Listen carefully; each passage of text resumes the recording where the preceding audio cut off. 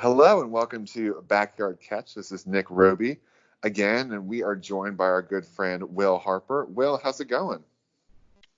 It's going well, Nick. How are you doing tonight? Or today, whenever you're listening.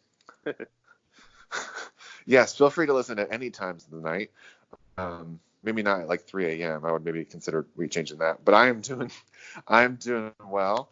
We decided to switch it up on a Thursday night instead of a Tuesday night. But sometimes life happens, Yeah, I'm doing well though. Good to hear. Good to hear. Right now, like you said, we're recording this on a Thursday night. The combine is happening right now. First year they're doing it in prime time over in Indianapolis. You got any quick thoughts about that?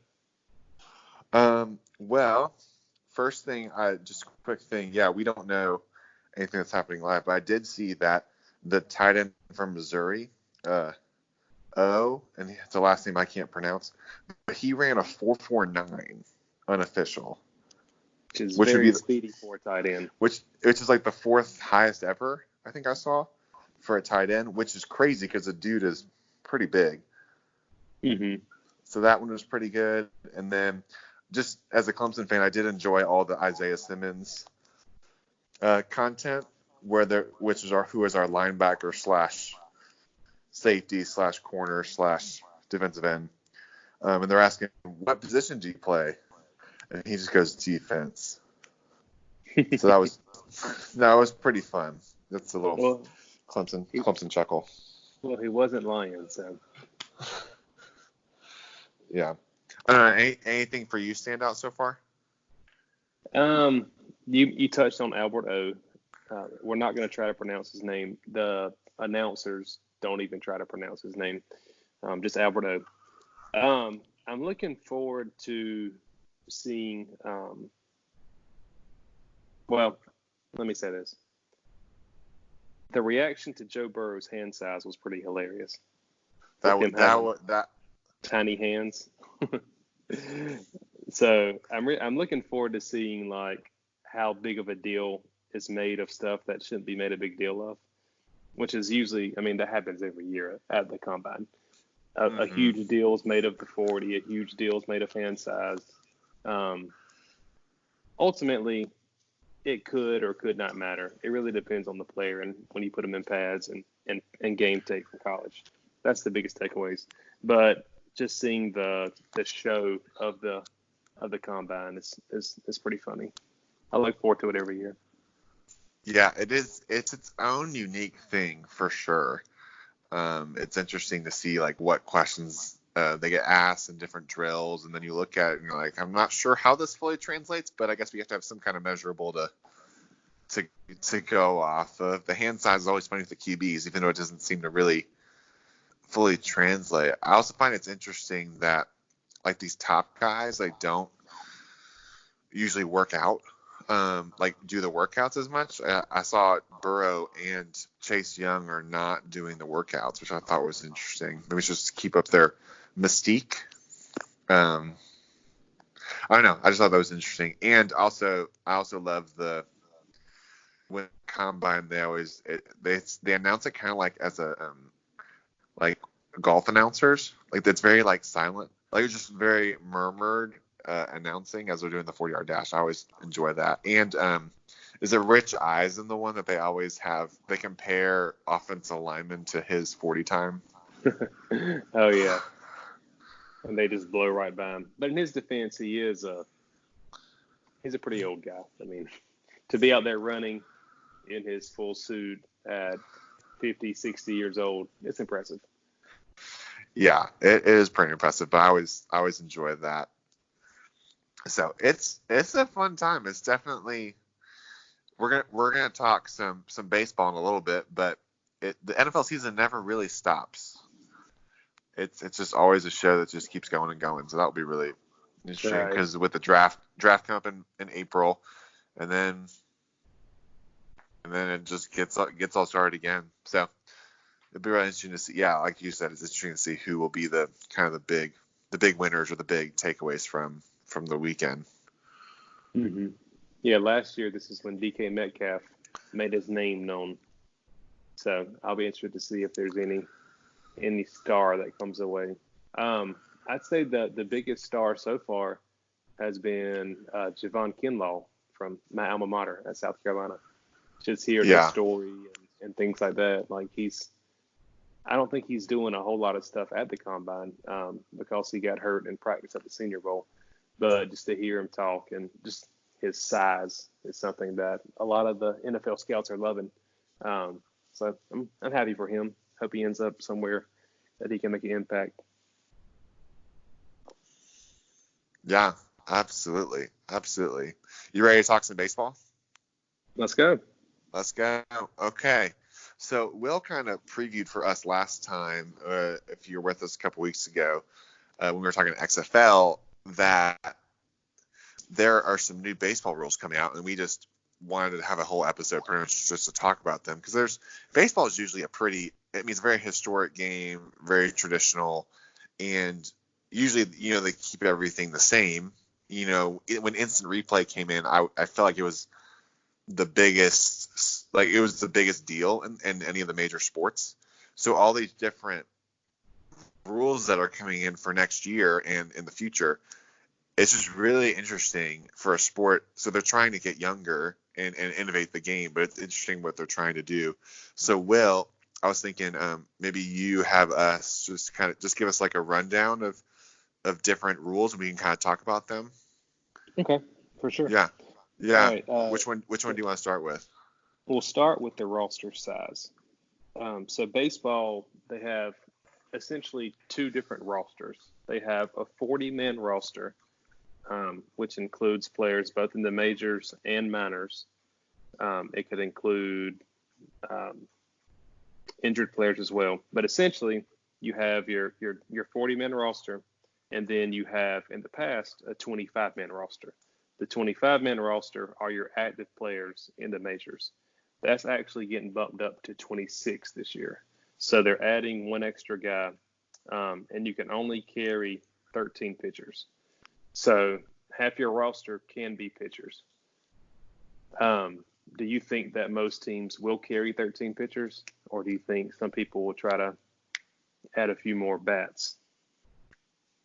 I could see it depending.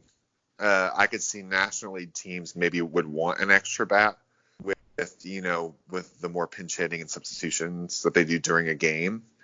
That makes sense. Yeah, and I also could see maybe it depends on like if they platoon guys or not. Like, so sometimes teams, instead of like having an everyday starter, like in basketball you have like an everyday starter, but sometimes in baseball, because you play so many games and with different pitchers, like you have one guy who starts at, say, third base against left-handed pitchers and another guy who starts against right-handed pitchers. So I could see you having maybe like a backup to them just to have a safety net.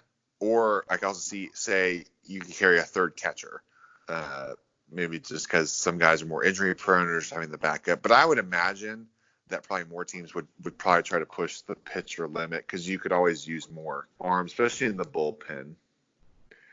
For sure. That's where I would probably lean. I think I'm glad that they're regulating how many pitchers, though, because we already have enough changes in the game. Like, how many substitutions. So I think having a max on pitchers kind of keeps it from a team like overstocking just too many arms. Oh yeah, for sure. Another one in regards to roster limits are in September. So in the past, in September, you could essentially have all 40 of your 40-man roster on the major league roster. Most teams, I don't know if any team actually ever had all 40 on there, but most teams were consistently over 30. And I remember vividly a couple of years ago when the Braves and the Phillies were in September and they were battling out for the NL East crown. I remember Gabe Kapler, who was the manager for the Phillies at the time, literally from the fifth inning on would change pitchers like every batter or every other batter. They just had an endless supply of pitchers. And the games lasted 4.5, maybe even up to 5 hours. So seeing that they're limiting that roster now to 28 players in September, and they're upping that pitcher limit to 14, so still half of your roster. I'm pleased to see that. It should help speed up the game in September. Yeah, I think overall it'll be good. I mean, I know there's teams like my Baltimore Orioles where they do use that time as like a way to test more of the younger players, but you probably don't need it to be the whole 40-man roster, because there's only so many at bats and so many things. You still want to be fluid and have, as a fan, like you still want to have some of the main guys in there with some other younger guys getting some at bats. Like you still want name recognition and all that kind of stuff. So I think it's good to have an increase, but it's probably wise to pull it back a little bit when they're trying to also fight with NFL and college football during that time of year too. Mm-hmm. Yeah, that's whenever football is really gearing up. That's whenever the college football season is just starting in September. The NFL season is just starting, so people are getting their weekend plans ready to go watch their favorite teams. So yeah, I think that'll help keep baseball relevant and won't have their games go on for 4 hours plus. A cool thing this year is MLB is actually creating a new position. They're creating the two-way player designation. The cool thing is that it does not count against your pitchers. So if you have a two-way player, that could actually count as one of your position players, and you could gain an extra arm out of the bullpen or even starting, depending on your two-way player. With a two-way player, you name them at the beginning of the season, and they carry that designation throughout. Now, there's a catch here. You cannot just name any position player a two-way player and move on from that. There are some qualifications. So they have to have pitched at least 20 innings in the majors and start at least 20 games as a position player or designated hitter where they batted 3 or more times in the current MLB season or in a previous one. So the two players that come to mind relatively quickly are Shohei Ohtani from the Angels and Michael Lorenzen from the Reds. So Shohei he's the most well known of the two. But Lorenzen's also an outfielder and a reliever for the Reds. Dude's jacked too, by the way, like just muscles coming off the muscles. Like he legit wears a medium, like his shirt, like his jersey barely covers his shoulder. Yeah, it looks like an NFL jersey, like super tight. Anyways, yeah, so those guys will more than likely get that two-way player designation this year. But when looking at this, I kind of noticed that if you have a rookie that can play two ways, you cannot designate them as a two-way player at the beginning of the season because they hadn't met their qualification of pitching 20 innings and starting 20 games in the majors. So there is that qualification of it being the major leagues. Overall, do you like the two-way player? Do you think that it's going to be something that encourages more two-way players growing up and coming up through the minors? Just what are your thoughts on it overall? My thoughts. I love it. I think this is an awesome idea to encourage the two-way player. I loved when Ohtani came in and he was very passionate about wanting to play both positions and wanting to go to a team who wanted to treat him as that way because he was dominant in both positions and he wants to. I like the well-rounded, like encouraging players to be well-rounded, and if you're able to do both, why should you have to pick one or the other? Like in football, say you can play both offense and defense, like receiver and corner, like you could play that if you wanted to. Now, of course, most players specialize into one or a couple on the same side of the ball, but it's not a disadvantage if you wanted to do that. And I just like it for the game to make it more dynamic and to see guys like Ohtani. I don't know how many teams will actually utilize it. It might be one of those rules that only some of them can do, and now it'll be interesting to see like how teams react to it, because like you're saying with the Angels and the Reds, those guys are already doing that, so they're already basically being allowed to have pretty much an extra pitcher, if I'm understanding it right. Correct. But it'll be interesting to see. Like, it feels like the A's would be a team to do something like that. I don't know. The Moneyball A's. Yeah, Moneyball A's. They're always looking for something.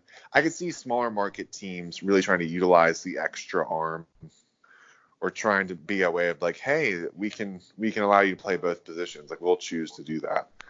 Mm-hmm.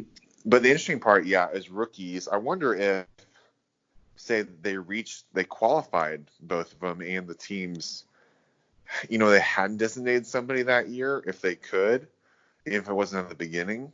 Yeah, and that's what. So reading the rule, it says in either the current MLB season or the previous one. So once a player eclipses that 20 inning and 20 starts with 3 at bats rule, they can gain the designation. So you can't, like, if you have a guy that is a shutdown closer, but also a power hitting outfielder, and you're ready to call him up, like, you can't call him up with the designation. But as soon as he hits that benchmark of pitching those innings and getting those starts, you can put the tag on him then. So, and it also says, and it also doesn't mention anything about a limit either. So you could essentially have 5 or 6 of these guys on a team if you're fortunate enough to have a roster constructed that way. Yeah, I mean, it doesn't say that. Yeah, it can't.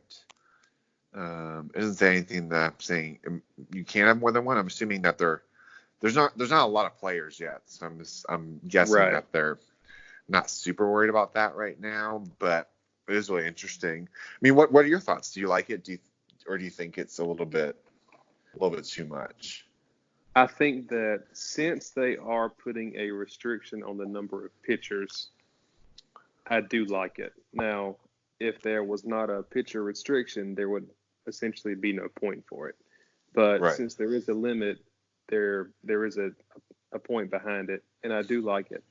I think it will encourage, especially like your international guys that sign at such a young age.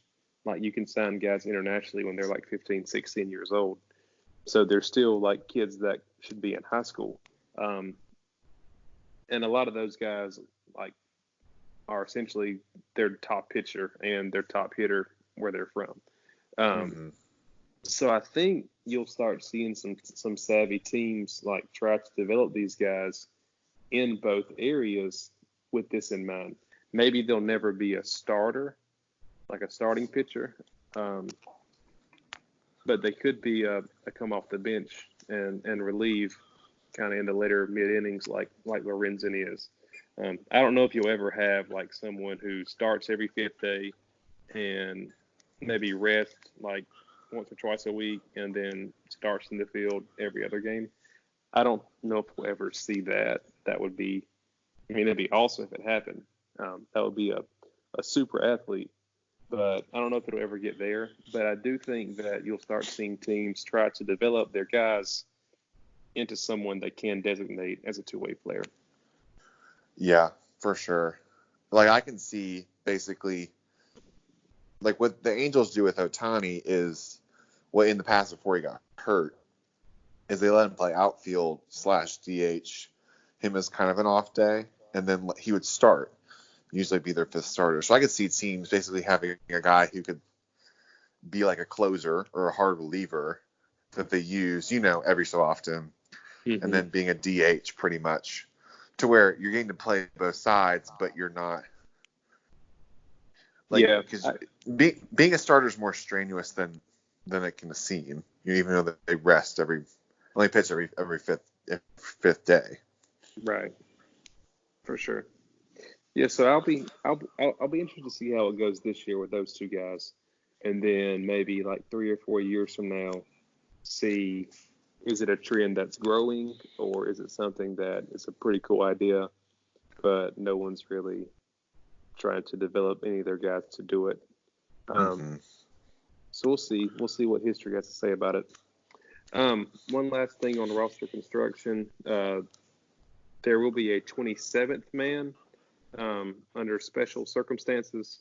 So essentially like a doubleheader.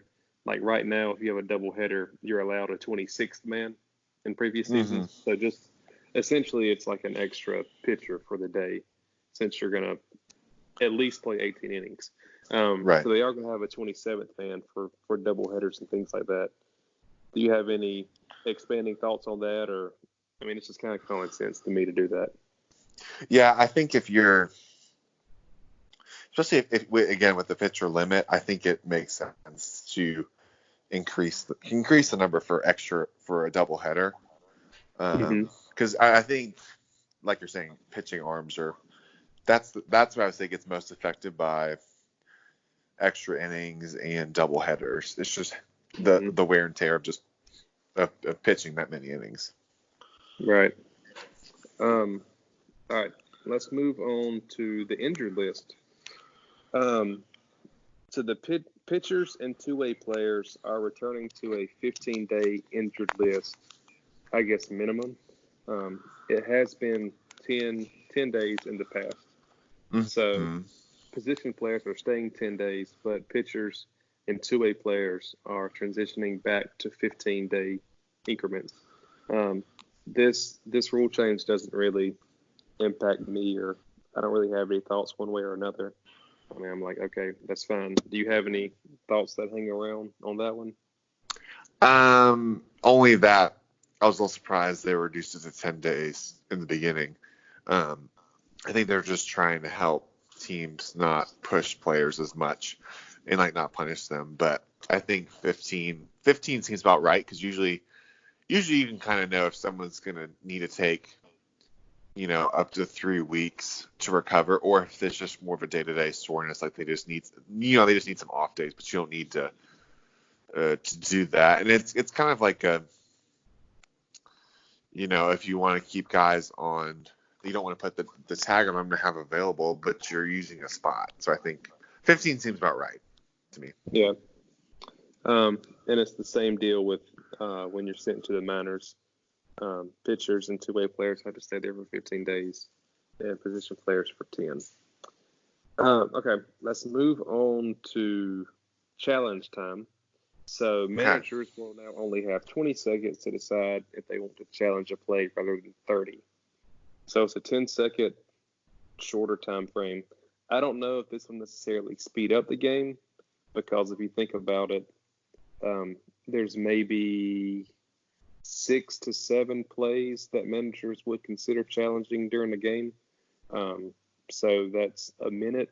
if there's 6 times and they're using the whole 30 seconds and you're taking 10 seconds off, that's saving a minute.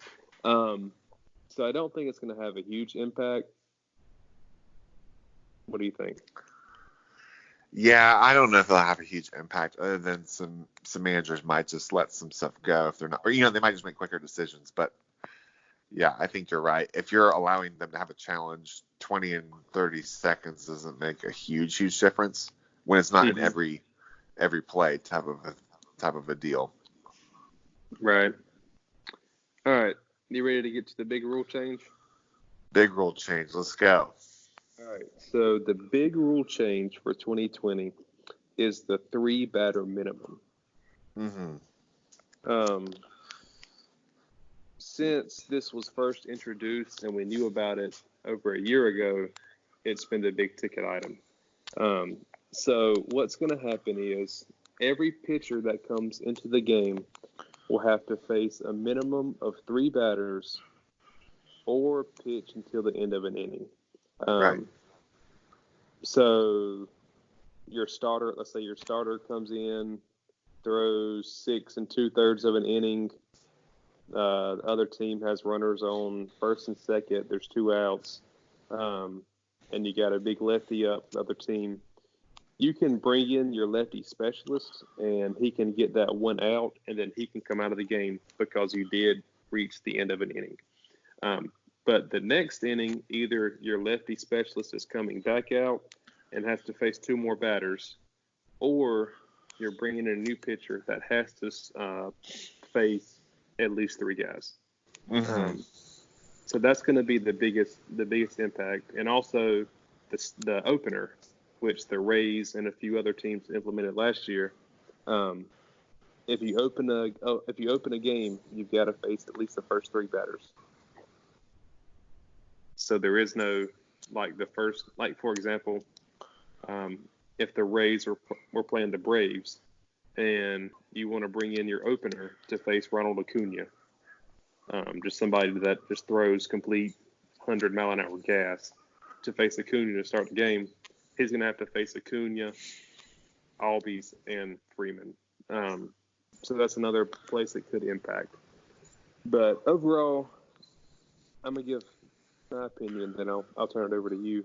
Mm-hmm. I actually kind of like it. Going back to Gabe Kepler from a couple of years ago, whenever he changed pitchers, pretty much every other one, it elongates the game. Baseball, people say that it's maybe the most boring of the sports. It's a sport that people would say is dying out. It's not popular with as many kids as the NBA or the NFL as they are now, and even MLS is becoming popular. So to have these games that lasted so long and the attention spans are so short, I mean, it was rough. So to see that they are making ways to try to speed up the game, that making these pitchers throw to more than one batter, I think it's pretty smart. We'll see once it's actually implemented and how it goes this year. But overall, I think I like it. What do you think about it? Okay.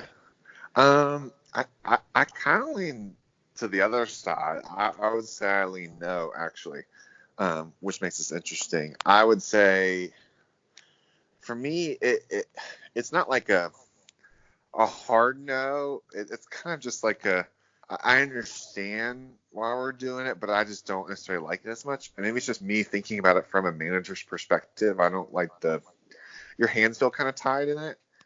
And I know that we have probably gone a little bit too much in towards the having to be specialized in everything, and inning changes do take. It's just too much when you have to, you bring in he throws 8 warm-up pitches in the start of the inning. You bring in a guy, you switch him out. You can have 3 or 4 pitchers in an inning sometimes. But I guess to say, if a guy's to face 3 minimum batters and he's struggling, it could still, innings that could take long could still take long if the guy is really struggling. I don't know. I guess I just don't like the confining part about it, of just you having to commit to certain pitchers for a certain amount of time. But if it really helps shorten the game, then I'm all for it. But if it only provides minimal differences, for me, if we're going from 3-hour games to 2:55, to me that's not really a big enough difference to really affect it. It's more of the speed of the game. Are we in constant, there's a flow to it. I think that's why people like basketball so much, is there's just feels like there's a flow to it, and baseball can sometimes have a little bit too many of stops and starts. So we'll see. I guess I'm leaning no, but I'm not against it. It's kind of I want to see how it would play, but I don't know. Yeah, I can understand that. I am looking forward to seeing how these specialists will adjust. So like I mentioned earlier, you might want to bring in a lefty to face Freddie Freeman, or back in the day, you bring in a lefty to face Big Papi, David Ortiz, to see how these guys who are specialists, how they're going to adjust to having to face a big right-handed bat, or if you're a right-handed specialist having to face a lefty, seeing how these people adjust, and they have to learn how to pitch to the other side. So I think that's going to be interesting to see how they're going to do that. I think it'll be better for baseball because your pitchers are going to be better pitchers. They're going to have to be. They're going to have to learn how to get guys out. It does force pitchers to have to. You can't just focus on I only get righties or I only get lefties. You have to, because you're not going to face just the one side in those three batters. Right. Because right now, if you're a lefty facing a lefty, and you have a big slider that's going to break away from the lefty, I mean that's a great pitch. But it's going to break into righties, and they're more likely to hit it. So you're going to see a lot more changeups having to be developed. Some balls that move away from batters, whether they're righty or lefty. So I'm looking forward to seeing how it actually works. I guess towards the end of the year, maybe next year, whatever, we'll talk about this again to see how year one went, to see what kind of way that managers handled it, whether they handled it in a way that it will stay or in a way that the rules might go back to the way they were. Mm-hmm. Who knows? Yeah. No, I think it's definitely a wait and see, but I mean, it's worth a shot. So. Yeah, Manfred's done a lot worse. We're not gonna talk about the whole asteroid scandal and the way he's handled that. But yeah, he could do a lot worse than the 3-batter minimum. I think you'd very much like to talk about the 3-batter minimum as the highlight versus how many Astros hitters are going to get hit this year. Which, by the way, we're already at 7. Oh, and that brings me to 3-batter minimum. If your pitcher gets injured or gets sick, they can't come out. So I just thought about this. Do you think that we will see the fake injuries like we see in football? For example, whenever the offense is in the hurry up and they're moving the ball pretty good, and all of a sudden you see a lineman just fall over and grab his head like he just got punched in the face. I wonder if you'll start seeing like a big lefty specialist. They come in, they get their guy out, and then they look over at the bench and they're like, "Oh, my arm's not feeling too good." They take them out of the game for injury, and then the next day they're fine. I think that's going to happen. Actually, I'm pretty sure that's going to happen. So I couldn't find a rule against it, or like if you come out of a game, you have to miss a certain amount of time. I didn't see that anywhere. So if it becomes a problem this year where you have guys essentially faking injuries, I'm sure that this time next year they'll implement some kind of way of making you sit out and miss games if you come out of the game. Yeah, that'll be really interesting. I could see it happening. I mean, it happens in college football a lot. Yeah. Because you can't really test the validity of an injury right there on the field. I mean, fans, we think we know, but I would not be shocked. And I know there's gonna be some probably some back and forth between pitchers, because you'll have some old school pitchers who are like very, their pride's going to get in, and they're not going to want to do stuff like that.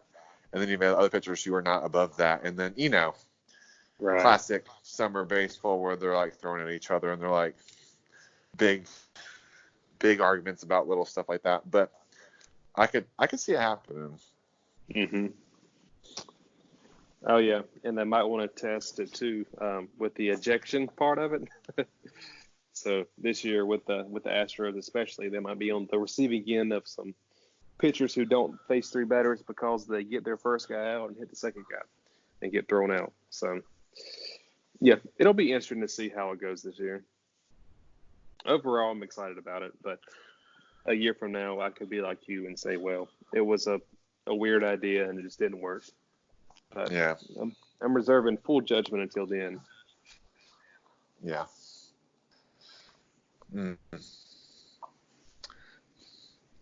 Anything else on the rule changes that you want to hit on, or does that cover it all for you? No, I think it covers it pretty much. The only other rule that I know has been thrown out there that I've just been kind of keeping my eye on, and I think they've started this in the minors, and I think even in college baseball too.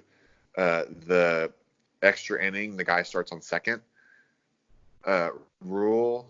I don't think it's official in Major League Baseball yet, but they definitely have been testing it. So I've been kind of keeping my eye on that, because I don't love that rule. That feels a little bit extra. But basically, instead of you start an inning like normal in extra time, you would put a runner, the last guy made the last out with the previous inning and extra innings, you would put him on second to start out to try to speed up the end of the game, which I get. Baseball can have some long extra innings, but I don't know. I don't like changing the way the actual sport is. Like I like basketball's overtime. I just like that they keep playing the game. Right. So Yeah, I know that. Go ahead. I was just gonna say that's one where that rule is just one I'm just keeping my eyes on because I know that they're kind of flirting with that idea Yeah, to that seems a little. try to end games. Yeah. That seems a little league to me. Like that's not professional baseball. That's something you would see in a 9-10-year-old league. Not something you see with the best people in the world at their games. You don't want to give someone that advantage. You want to make them earn it. That's my thought at least. So I hope that one doesn't come to fruition here in a year or two. I don't. But I don't. we don't know. Yeah, I don't know. We'll see. I could see it being in the minors because you want to end games and not get guys hurt for being too long, and also it's the minors, and so you do want some kind of little gimmicky stuff to get people to come, and you don't have like minor league doesn't have as many of the passionate baseball fans. You have like more casual baseball fans, Right. that just want to see a good game and have some fun. So yeah, I hope it doesn't, but that's just the other one I'm just keeping my eye out on. For sure. All right. Well, that covers our one big topic for tonight. Something I wanted to hit on is the XFL, which was our main topic last time we talked. Have you been able to watch any more of it in the last couple of weeks? I've been keeping my eye on it. I haven't really gotten to fully watch it, which again, just as a married man, you kind of sometimes have to pick and choose what you're choosing to watch. So XFL doesn't always make the cut. Yeah, and sometimes it's just also like me personally, I just get a little tired of football. Like I like the switch up into like you start getting into like a different mode, and so football feels kind of over for me. But I have been keeping up with some of it. Like I've seen Houston has been playing well, so you're welcome, guys, for picking you. No, but PJ Walker has been balling. Yeah, he's ridiculous. Yeah, I think that's been fun to watch. To just see some of that kind of from afar, but I haven't really gotten to sit and really watch games. Right. I haven't been able to watch a full game yet either. I have got to watch pieces of, I don't want to say all of the games, but most of them I have been able to watch at least a little bit of it. And this week, the Renegades are playing the Roughnecks. So my squad is playing your squad. So I may be watching that. Battle for first place right there. But actually, I'm not sure if they're playing on Saturday or Sunday. But this Saturday, I will be in Columbia, South Carolina for the South Carolina Clemson baseball game. Yeah. So, well, that'll be fun. I'm glad that you guys get an extra home game in this series this year. I'm sure that feels really nice. They've been playing in the Greenville every year for the third game for the past ever. So to have two games in Columbia, which the one that we're going to is actually at the Columbia Fireflies minor league field. So we're going to the quote unquote neutral site game. Yeah. So that's like calling the New Orleans Superdome. That was like calling that a neutral site for LSU in the national championship game. It's all right. In their defense, that was booked several years in advance. It was. I know. It feels. I mean, as a non-SEC person, it does feel a little frustrating, but it's okay. It's not a big deal. No, I'm excited. This series always catches me. I don't say off guard, but I always forget how early it is in the baseball season. Like it feels like it should be a little bit farther away, but it's always a very entertaining and very hard fought series because the way they usually do it would be one that Clemson would host one either on Friday or Sunday, and then South Carolina obviously would do the opposite on the opposite day, and then the Saturday game would be at a neutral site to try to make it even. And those games are packed. Yeah, there are. The neutral site game has historically been in Greenville, which, for those not aware, Greenville is about 25 miles from Clemson, and a little drive from Columbia. So it's about 45 minutes from Clemson and about an hour and a half from Columbia. So it's all things considered, it's probably the most neutral, but yeah, it is a little bit more of a Clemson town. But there's a lot of Gamecocks who definitely let me know they're around. So it'll be fun. I'm curious to see because both teams are always historically pretty good. So I'll definitely be keeping my eye on that one for sure. Yeah, so if you're watching the game on Saturday, you might see me out there in left field hanging out. I think our tickets are actually in the Clemson section, so might be a spot I garnered out there for me. Okay. But yeah, so I know another big thing we want to hit on before we close up shop for tonight is college basketball. Mm-hmm. So we are almost done with February, and we are about to enter March Madness. I remember last time you asked me about the North Carolina Tar Heels, and I said that, well, actually, the crazy thing is they have the talent to make a run in the SEC tournament. They followed that up by losing their next 4 games. But they did beat NC State the other night. They did. Classic NC State. I feel kind of sorry for them at sometimes, just because it's their year to pounce on y'all, and they got swept. Yeah. 2 of North Carolina's 4 ACC wins are against NC State. But the crazy thing is, I still say it's not going to happen, but North Carolina could make a run in the ACC tournament. They'd have to win it, of course, to make the big tournament, but it's not outside of the realm of opportunities. But in regards to college basketball as a whole, this is probably the season where I've watched the least college basketball, maybe in my life that I can remember. So I'm not in a great position to make a lot of picks of what's going to happen. Is San Diego State still undefeated?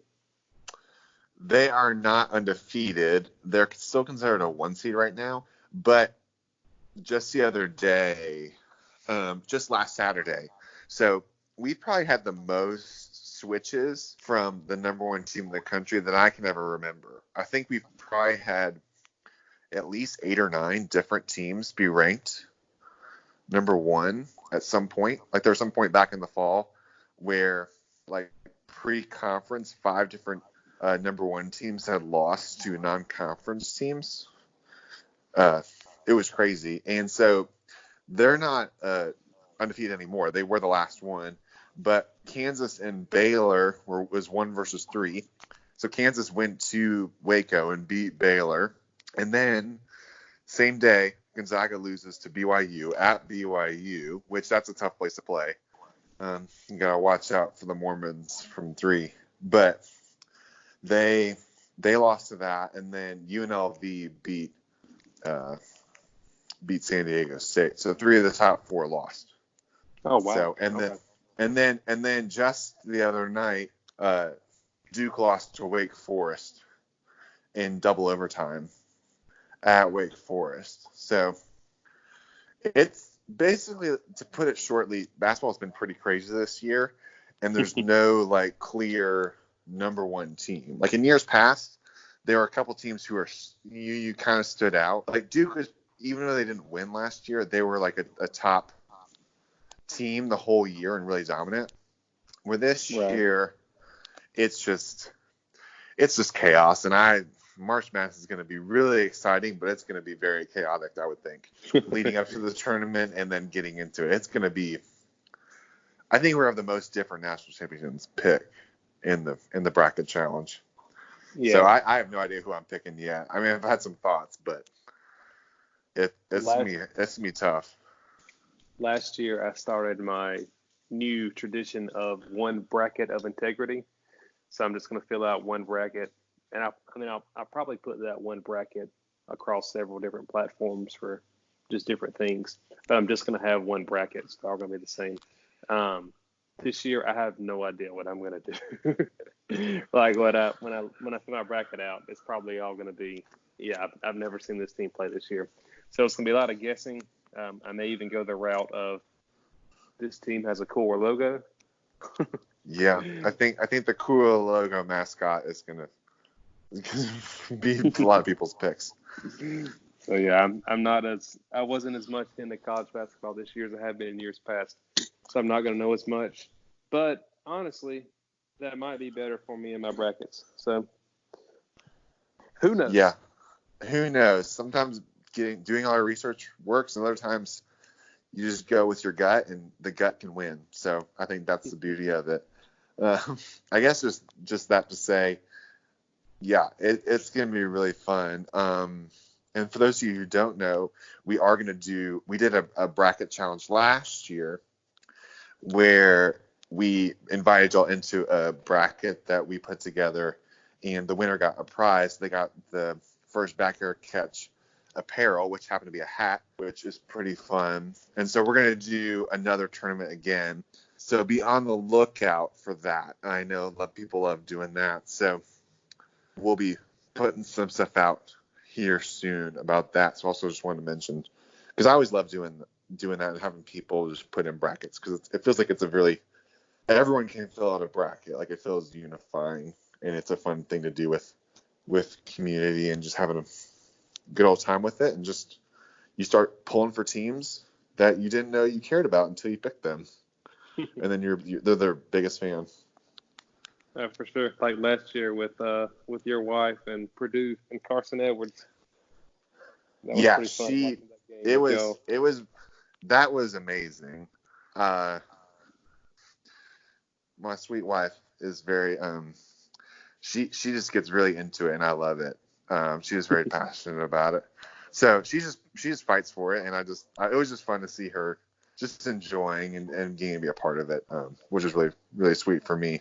So I'm excited for this again, because we also have a competition between each other too. So she did beat me last year. So I've got to get my act together this year for sure. So we'll see what happens. For sure. Yeah. All right, man. Well, thanks for being on. As always, we really appreciate it. This is really fun. Oh yeah, for sure. Yeah. Let's all right, watch guys. the combine in prime time now. Yeah, let's do it. Watch guys in really tight clothing have the biggest interview of their lives, as they'll say, for the next 50 times over the weekend. But it'll be really fun. So thanks, man, again for being on. Thanks, guys, for listening. Remember we're on Apple Podcasts, Spotify, Stitcher, pretty much wherever you get your podcast. Just remember to like, subscribe, and we will catch you on the flip side. Thanks for listening.